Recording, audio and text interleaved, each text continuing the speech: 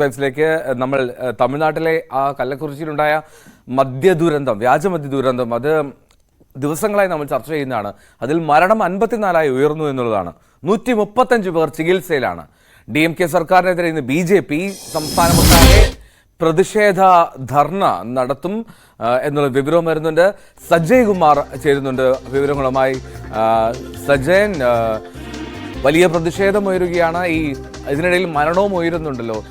എത്ര പേർ ഇപ്പോൾ ചികിത്സയിലുണ്ട്? അതിൽ ഗുരുതരാവസ്ഥയിലുള്ള ആളുകൾ എത്ര? തീർച്ചയായും എൽദോ, തമിഴ്നാട് കള്ളക്കുറിച്ചി കരുണാപുരത്തെ വിഷമദ്യ ദുരന്തം ഇപ്പോഴും നാട്ടിനെ നടുക്കിക്കൊണ്ടിരിക്കുകയാണ്. അതായത് മരണസംഖ്യ ദിവസങ്ങൾ ചെല്ലുന്തോറും ഉയരുകയാണ്. ഇപ്പോൾ 54 പേർ മരണപ്പെട്ടു എന്നാണ് കിട്ടിയ വിവരം. 131 പേർ ഇപ്പോഴും വിവിധ ആശുപത്രികളിൽ ചികിത്സയിലാണ്.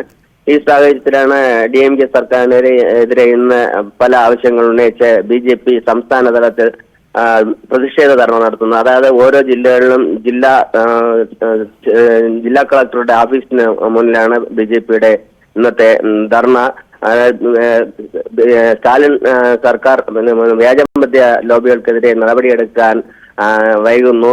ഇതുപോലെ പല ആവശ്യം അടിക്കടി ഉണ്ടാകുന്ന ദുരന്തങ്ങൾ CBI അന്വേഷണം, ഈ വിഷയത്തിൽ CBI അന്വേഷണം നടത്തണമെന്ന പല ആവശ്യങ്ങൾ ഉന്നയിച്ചാണ് BJPയുടെ ധർണ. വിഷമദ്യ ദുരന്തത്തിൽ പ്രതികളായി ഇതുവരെ 8 പേരെ അറസ്റ്റ് ചെയ്തിട്ടുണ്ട്. അതിൽ പ്രധാന പ്രതിയായ 100-ലധികം വിഷമദ്യ കേസുകളുമായി ബന്ധമുള്ള ചിന്നത്തുരയാണ് ഇന്നലെ കടലൂരിൽ നിന്ന് അറസ്റ്റിലായത്. ഒപ്പം ഇയാളോടൊപ്പം 7 പേര്, മൊത്തത്തിൽ 8 പേരെ അറസ്റ്റ് ചെയ്തിട്ടുണ്ട്. ഇതിനിടെ തമിഴ്നാട്ടിലെ കള്ളക്കുറിച്ചി മദ്യ ദുരന്തത്തിൽ സർക്കാർ ഇതിനെതിരെ മദ്രാസ് ഹൈക്കോടതി രൂക്ഷ വിമർശനവുമായി മുന്നോട്ട് വന്നിട്ടുണ്ട്.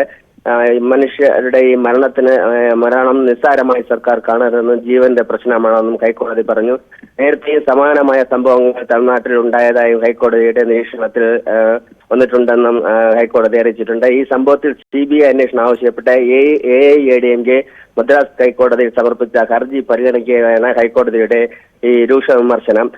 അതേപോലെ തന്നെ തിങ്കളാഴ്ച മറ്റന്നാൾ AIADMK സംസ്ഥാന തലത്തിൽ സമരം, DMK സർക്കാരിനെതിരെ സമരം നടത്തുന്നുണ്ട്. 25-ാം തീയതി DMDK എന്ന രാഷ്ട്രീയ പാർട്ടിയും സർക്കാരിനെതിരെ സമരം നടത്തുന്നുണ്ട്. ഈ അവസ്ഥയിലാണ് ഇപ്പോൾ ക്രമാതീതമായി ഒരു മരണസംഖ്യയും ഉയരുന്നത്. 131 പേർ പുതുച്ചേരി, സേലം പോലുള്ള വിവിധ ആശുപത്രികൾ ചികിത്സയിലാണ്. ഇതിൽ 25ഓളം പേരുടെ നില ഗുരുതരം എന്നാണ് നമുക്ക് അറിയാൻ കഴിയുന്നത്. എൽദോ, ഓക്കെ, അതിൽ 25ഓളം പേരുടെ ആരോഗ്യനില ഗുരുതരം എന്നുള്ളതാണ് അതിൽ പ്രധാനപ്പെട്ട കാര്യം. മരണസംഖ്യ ഇനിയും ഉയരുമോ എന്നുള്ള ആശങ്ക നിലനിൽക്കുന്ന ഒരു സംസ്ഥാനത്തെ എന്നല്ല, ഒരു രാജ്യത്തെ ആകമാനം ഞെട്ടിച്ചു ആ വ്യാജ മദ്യ ദുരന്തം. അതിൻ്റെ മരണസംഖ്യ ഇപ്പോഴും ഉയരുന്നു എന്നുള്ളതാണ് പ്രധാനപ്പെട്ട കാര്യം. സജയ് കുമാറാണ് വിവരങ്ങൾ നൽകിയത് തമിഴ്നാട്ടിൽ നിന്ന്.